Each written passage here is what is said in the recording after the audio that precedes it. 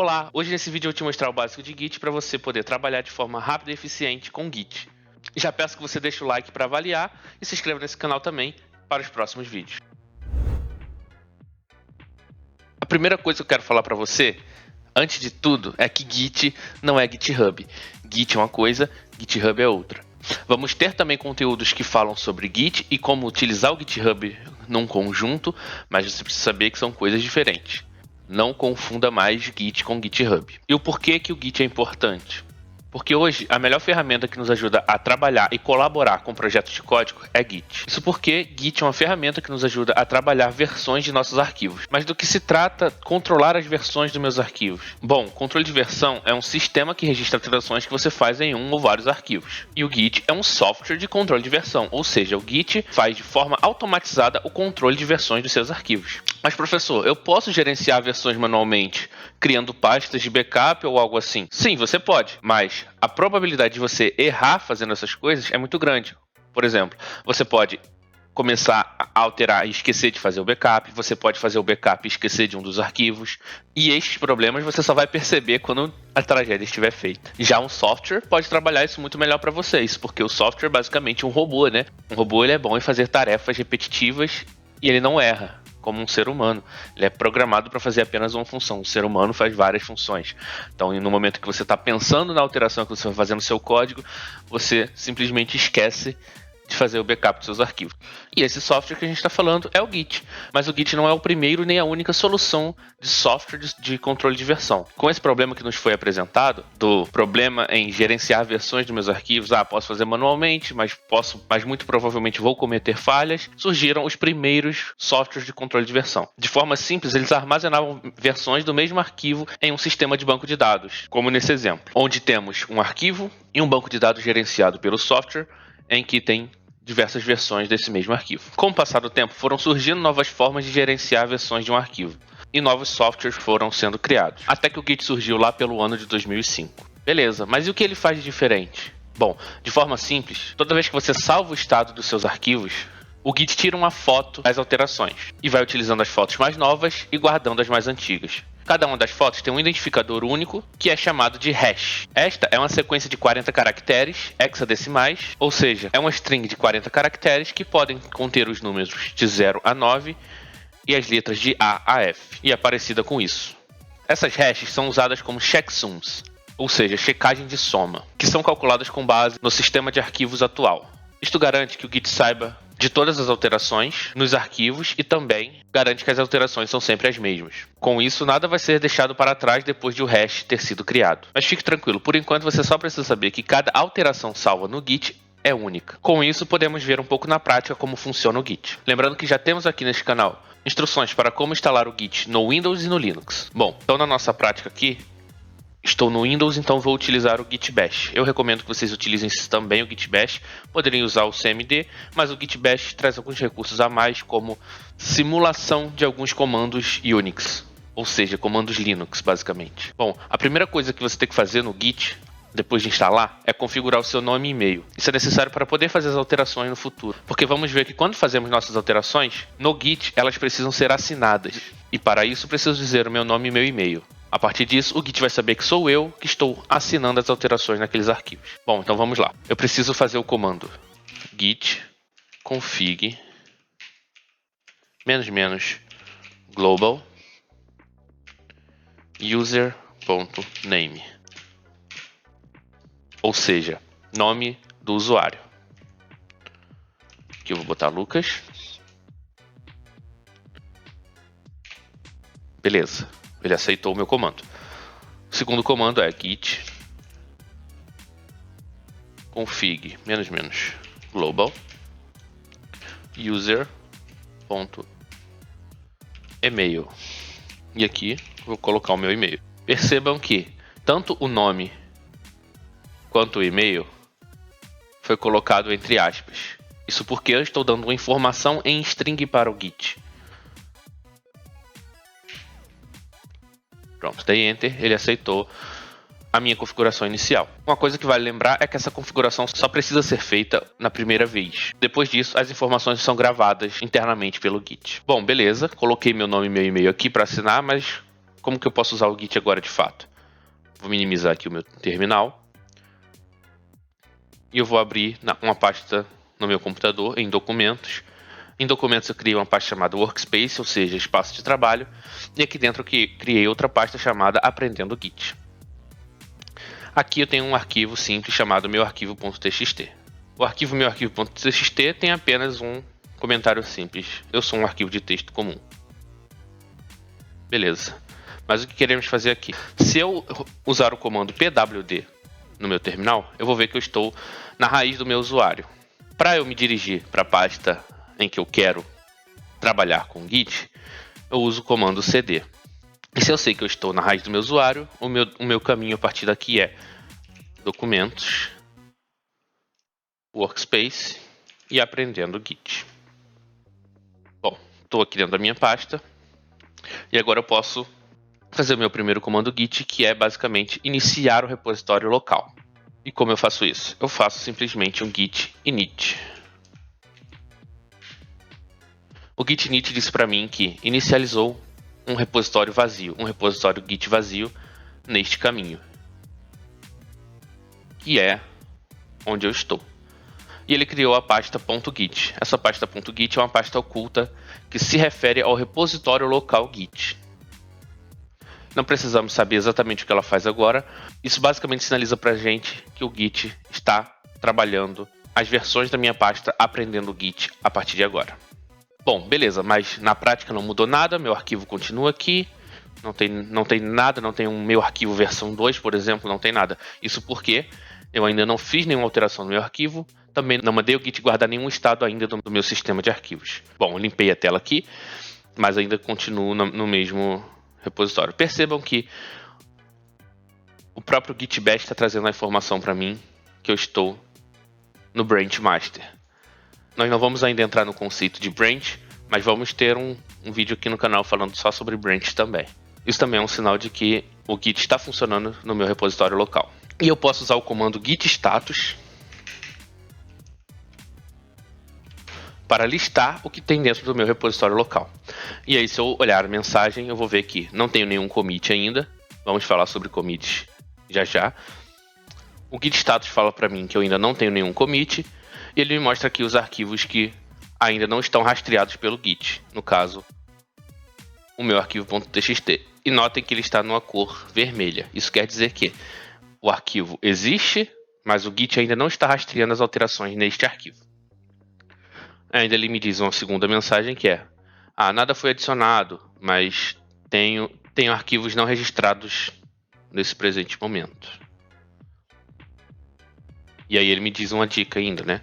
Use git add para rastrear esses arquivos. Então beleza, a gente pode usar o git add. O git add basicamente funciona dessa forma: git add para adicionar, ou seja, para rastrear o arquivo. Então eu posso usar o arquivo, meu arquivo.txt. Então o que eu estou dizendo com esse comando é: git rastreie agora o arquivo, meu arquivo.txt. Com isso, se eu der um novo git status, eu vejo que agora o meu arquivo está verde, ou seja, eu tenho um novo arquivo rastreado pelo Git. Porém, eu posso remover esse arquivo do rastreio, que é o que ele me indica aqui, e use git rm para remover, ou seja, tirar o rastreio desse arquivo, ou eu posso fazer outras coisas. Nesse caso, vou tirar o arquivo do rastreio só para a gente ver no exemplo. Então, git rm -cached meu arquivo.txt. Então, se eu der um novo git status, eu vejo que agora meu arquivo voltou a ser vermelho, ou seja, não está traqueado. Então eu adicionei ele ao traqueamento com o comando git add, removi ele do traqueamento com o comando git rm. E traqueamento aqui, quero que você entenda que é basicamente rastrear. Então, eu adicionei o meu arquivo com o comando git add. Depois do git add, meu arquivo passou a ser rastreado, ele ficou na coloração verde, no comando git status. E eu também pude remover o meu arquivo do rastreamento com o comando git rm. Então, git rm, -cached, nome do arquivo, eu removi ele do traqueamento ou do rastreamento e ele voltou ao estado não registrado e na cor vermelha. Bom, eu vou adicionar novamente o meu arquivo E dessa vez eu não vou utilizar o nome do arquivo no git edit, vou utilizar ponto. Quando eu utilizo ponto, o git adiciona tudo que está dentro da minha pasta no rastreamento. Então se eu der um novo git status, agora meu arquivo está verde novamente. E a partir disso eu posso fazer um commit dessas alterações. Mas antes uma explicação. O conceito de git add fica um pouco mais claro quando entendemos os 3 estados do git, que são, primeiro, o diretório de trabalho, a área de staging e o repositório git. O repositório git é representado pela pasta .git que criamos lá quando fizemos o nosso comando git init. A staging area é onde o nosso arquivo fica quando ele está na cor verde aqui no nosso git status. Ele está na staging area, ou seja, as alterações que foram feitas nele está registrada na staging area. E o Working Director, ou diretório de trabalho, é onde, de fato, os arquivos são apresentados, é onde, de fato, os arquivos podem ser lidos e registrados pelo gerenciador de pastas, Windows ou Linux, tanto faz. Ou seja, quando eu abro meu arquivo e adiciono uma nova linha nele, a partir de agora eu fiz alterações no meu espaço de trabalho. E se eu quiser que o Git registre essas alterações, eu tenho que fazer o comando git add para trazer essas alterações para a staging area. E quando isso acontece, eu posso mandar as informações para o repositório Git, assinadas ou comitadas pelo comando git commit. E a partir disso, eu posso fazer um commit dessas alterações. Um commit é o que a gente falou lá no começo, de assinar uma alteração. Beleza, eu tenho um arquivo registrado, mas eu ainda não comitei ele, não fiz uma versão, não tirei uma foto dessa versão do meu arquivo. Então o comando git commit permite que eu faça isso.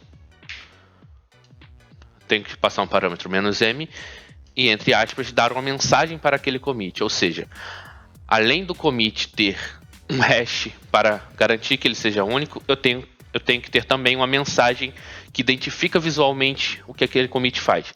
E normalmente chamamos a primeira versão de commit inicial ou somente primeira versão mesmo. Nesse caso, vou chamar de commit inicial. Então, dei o comando git commit e aí ele me disse que na master, no branch master, eu tenho agora uma hash. Essa aqui é uma prévia da minha hash, tá? A hash, de fato, tem 40 caracteres, a gente vai ver isso, mas os caracteres iniciais da minha hash são esses, e a mensagem do meu commit é esse. E aí ele me dá um resumo do que aconteceu, né? Eu alterei um arquivo e inseri também uma linha nesse arquivo. Então, tenho lá um arquivo alterado e uma linha inserida. E aí ele ainda me diz que criou o arquivo, meu arquivo.txt. Bom, eu fiz um primeiro commit, então isso quer dizer que meu espaço de trabalho está vazio. Então, nada para commitar, espaço de trabalho limpo. Beleza, isso quer dizer que a minha primeira versão foi registrada pelo Git. E eu posso conferir isso usando o comando git log. O comando git log mostra para mim todos os commits no meu repositório local. E aqui eu tenho lá o commit e ele tem o hash, tá vendo? Hash de 40 caracteres. Ele me diz que ele está na branch master, beleza? E o autor sou eu, Lucas, e o meu e-mail. Lembra? Foi o e-mail de configuração que fizemos lá no primeiro passo. Então, percebemos que o commit ele está assinado com o meu nome, ele tem uma data de exatamente quando esse commit foi feito e tem a mensagem do commit. Ou seja, cada alteração de fato está sendo guardada pelo Git. Então, já que temos o nosso commit inicial agora, podemos fazer uma alteração no nosso arquivo e fazer um novo commit a partir disso e ver como podemos trabalhar diferentes versões em nosso arquivo. Então vamos lá. Nosso arquivo de texto está lá como eu sou um arquivo de texto comum e eu vou adicionar uma nova linha chamada "mas sou um arquivo importante". E se ele é um arquivo importante, ele precisa ser registrado no nosso controle de versão. Então, beleza, o nosso arquivo está aberto. Se eu der um novo git status, eu posso ver que o meu arquivo.txt foi modificado. E a partir disso, eu posso adicionar de volta esse arquivo ao staging para registrar as alterações, ou posso ignorar as alterações, mas eu quero registrar as alterações. Então, git add meu arquivo.txt. E se eu der um git status, eu vejo que o meu arquivo agora está verde, ou seja, ele está modificado, ele está na staging area novamente. Como essa alteração é importante, nós queremos commitar ela, ou seja, assinar ela e gerar uma nova foto do nosso sistema e gerar uma nova foto do nosso versionamento. Então, git commit -m e a mensagem é nova linha adicionada.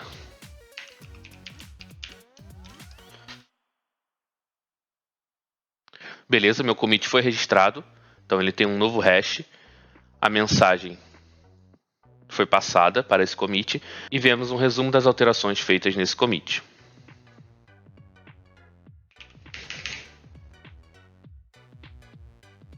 Se eu der um novo git log, consigo ver que agora temos dois commits. O commit inicial, com a hash intacta, não foi mudada, e o novo commit com uma nova hash, dizendo que agora ele é o head da branch master, ou seja, ele é a alteração que está acima na branch master, com um commit chamado nova linha adicionada. Com isso, agora temos dois commits e quero mostrar para vocês o recurso de voltar no tempo no Git.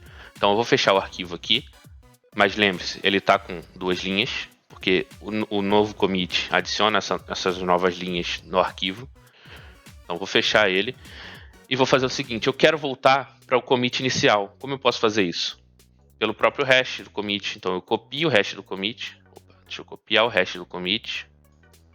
Copiei. Então eu posso usar o comando git checkout para o commit específico, ou seja, eu colei aqui a hash do commit específico para qual eu quero navegar. Quando eu der enter aqui, eu recebo algumas mensagens dizendo que eu mudei para um commit específico e agora o meu head é o commit inicial, certo? E se eu ver aqui, não estou mais na master, estou sim agora em um commit específico. Mas o que mudou? Se eu abrir o meu arquivo, agora eu estou como era exatamente na versão do commit inicial. Ou seja, eu consigo navegar diferentes versões do meu arquivo. Isso é um ótimo recurso. Se eu quiser voltar para a última versão, eu tenho que voltar para onde era a minha branch principal. Ou seja, era branch master. Então, git checkout master. Agora sim, o Git me diz que a versão prévia da head foi 4f40fdc commit inicial e agora eu mudei para branch master. E se eu der um git log aqui, eu vejo que os meus dois commits estão aqui e o meu head é o nova linha adicionada. Meu arquivo ainda não mudou, mas se eu fechar e abrir aqui, agora sim. Isso porque o bloco de notas não é capaz de atualizar o arquivo quando ele é modificado em outra origem, mas simplesmente abrir e fechar resolve isso pra gente. Então, vimos como comentar alterações e voltar no tempo nas alterações. Bom, esse é o conteúdo que eu queria que vocês soubessem agora nesse vídeo. Então, no próximo vídeo a gente vai ver como enviar essas alterações para um repositório remoto, ou seja, provavelmente usaremos o GitHub para isso. E depois aprenderemos como pegar outros projetos do GitHub e usarmos em nossa máquina local. Por hoje é só, eu espero que você tenha gostado dessa aula. Se gostou, se eu te ajudei, por favor deixe um like para avaliar e se inscreva nesse canal, porque vamos ter muito mais conteúdo sobre Git e vamos ter muito mais coisas sobre programação e tecnologia aqui nesse canal. Muito obrigado e até o próximo vídeo.